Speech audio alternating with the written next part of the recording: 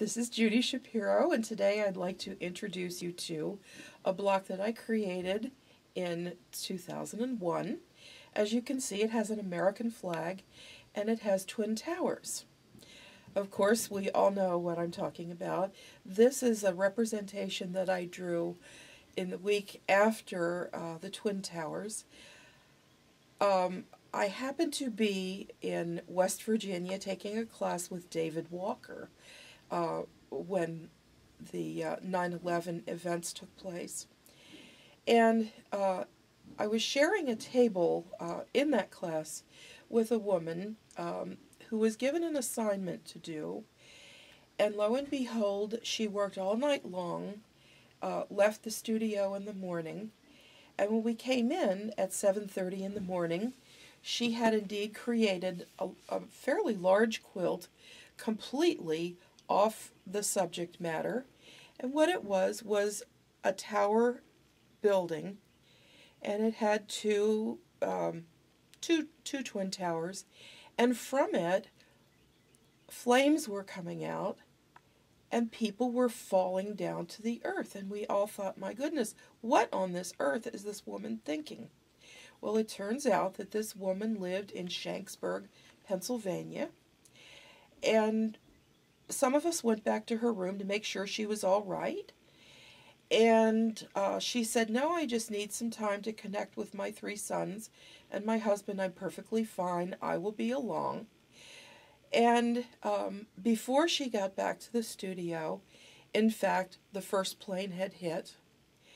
And she made some sort of connection that she needed to be in contact with her children. It was almost as though she had received a divine message that her children, her family, may be in trouble. It's something I will never be able to forget as long as I live. And I connect with my friend Shoshana, who witnessed this, and we sort of touch each other periodically saying, did this really happen?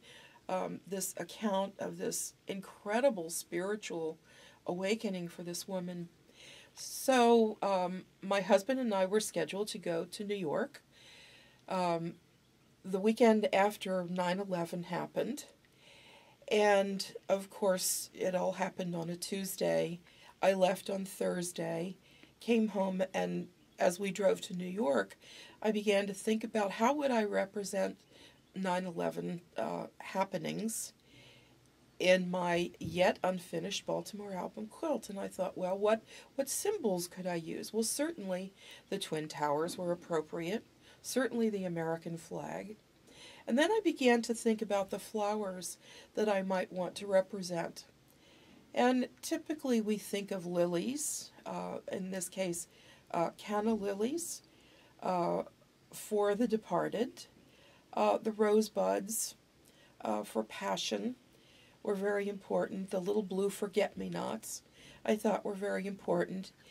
And then in the lower right-hand corner, right under the eagle's wing, is a rose, which was created in wartime, known as the Peace Rose for the Second World War. So the Peace Rose is a pink and yellow rose, and I thought, well, hopefully out of all of this will come peace, and I used that Peace Rose in hopes that there would be peace after this. In addition, the blue eagle with his wings upturned are representative of a resurrection, and so the buildings rise up on the wings of an eagle who's holding in his bill a fireman's hat, remembering those who died in the 9/11 terrorists' attempts.